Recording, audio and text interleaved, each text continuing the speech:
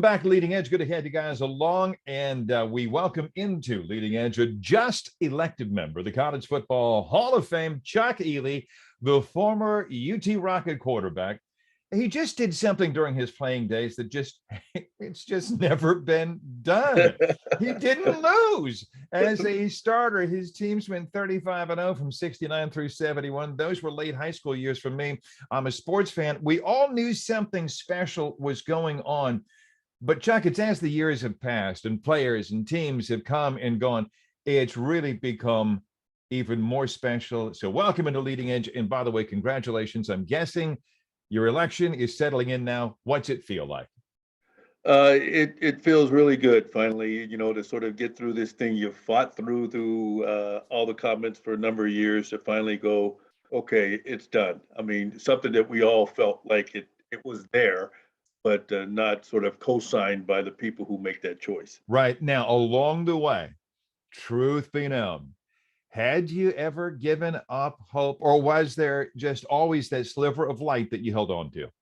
Well, it wasn't a matter of giving up hope. Okay. I mean, like the issue is that I already knew what it was that I did as far as a quarterback, and you can't take that away. Right. It's just having somebody co-sign it. Now, did I ever think that was going to happen? After we'd gone so far, I kind of went, okay, these guys have dug into whatever reason that they've decided it's going to be, that it's not going to happen. But I was comfortable where I was with it, so it didn't matter.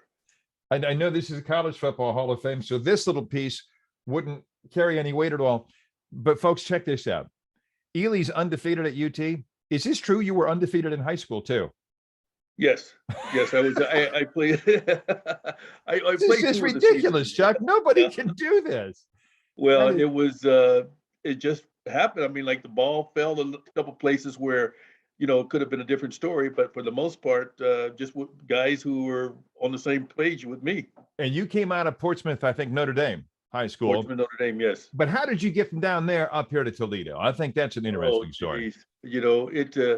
It was two things. There was two schools that I would go to that were in my area for my kids or young people that went to Ohio U or Miami of Ohio. Yeah. Bob Hess, who was a coach at Miami of Ohio OU, he came down but didn't come back. Then I went to Miami with Bo Schemblecker, and he said, well, you can come and play with us. You can be the third quarterback and the defensive back. And we'll give you a hardship scholarship, and you go from there. And I went, no, let me think about that. And then I went away, and the final one is I went to Dayton, then I went to Toledo, and Frank Lauterbur said, we'll give you a full scholarship. You have a chance to play quarterback. I said, give me the papers. And I signed. And that was the key for you.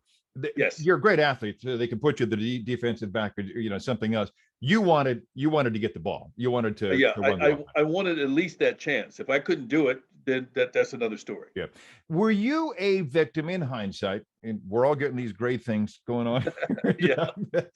Were you a victim of how to put this? Were you born too soon? I mean, ahead of the curve, ahead of your time. A black quarterback, let's be honest, leading a team in the late 60s and being successful at it, because now it's just not a thing. I mean, people don't sit around and say, hey, let's see what that Russell Wilson, that black quarterback, Mahomes, his mother was black. I know Dak Prescott.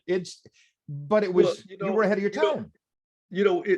That's the reality of time. Like if you look back, and I try to tell some of the young kids and some people I speak to, I says, at that particular time, if you think about what was going on in the world, right, war in Vietnam, Kennedy assassination, Martin Luther King assassination, the social element that was going on in the late 60s and the early 70s, created another problem for black quarterbacks, because if you didn't have that quality, you weren't going to the NFL. That just wasn't happening.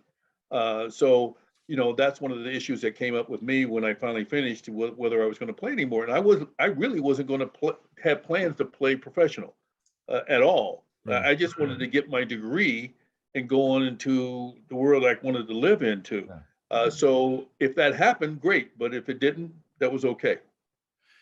And indeed, the NFL didn't come calling, but you played in the Canadian Football League, and right away, folks, that winning stuff continues. He wins that's their version of the Super Bowl, right? The Grey Cup. Right. Not only won it, he was the MVP of the thing.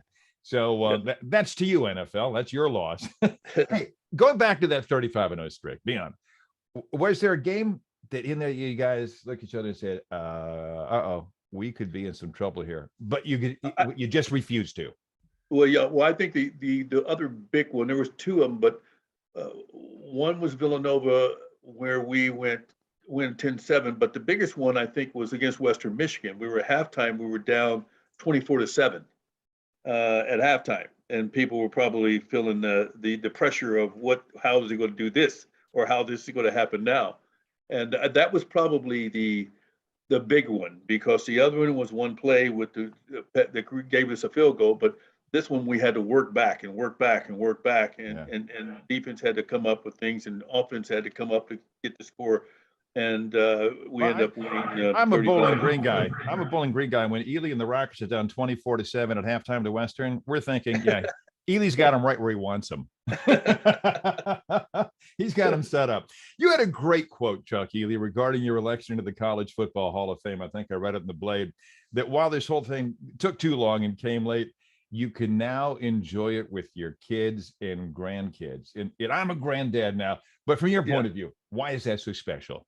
Well, I think, when you look at something that's not necessarily good for you, you find the good in it. And I think it's good in it because now my kids and I can sit down and we can look at it. We can look at what took place. My son, it's funny because I'm going to say this, because Gary Pinkel had my son down here under him. So we're going in kind of together. Yeah. And my son could be at a session with both of us and be right there. But the grandkids can now talk about it and see what happens, and see the pictures, and see the things that go on, and just share the concept of what took place, more so than just the athletic aspect of it. Chuck Ealey is my guest. Just found out he's elected into the College Football Hall of Fame. Yes, it's too late, but the important thing is right now, let's celebrate it because it's real. Yeah. It's happening. Tell me about the book Stone Thrower, because as I understand it, you know the author. Yeah. My daughter, JL, did it for her university standpoint, her master's. Mm-hmm. So she was creating a document, and then she turned it into a book, because we had a good conversation. Like, my kids growing up didn't know a lot about what was happening. It wasn't something I sit down and say, hey, your father has done this or done that. But things that we came back to Toledo with, or different events, and we had the induct chuck type of thing, and they were part of it.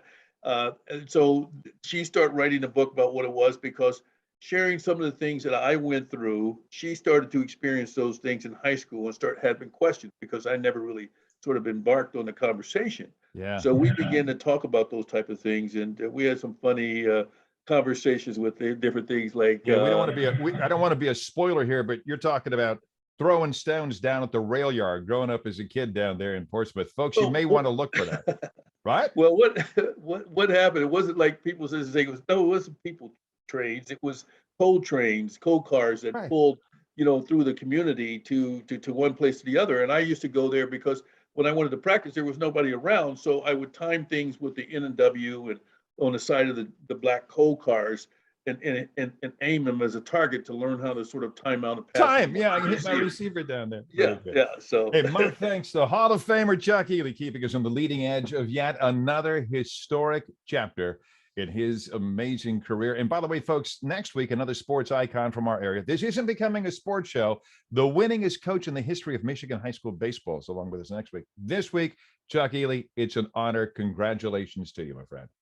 Well, thank you. I much appreciated, and very happy that it's over. That part. Congratulations to you, and I'll be right back.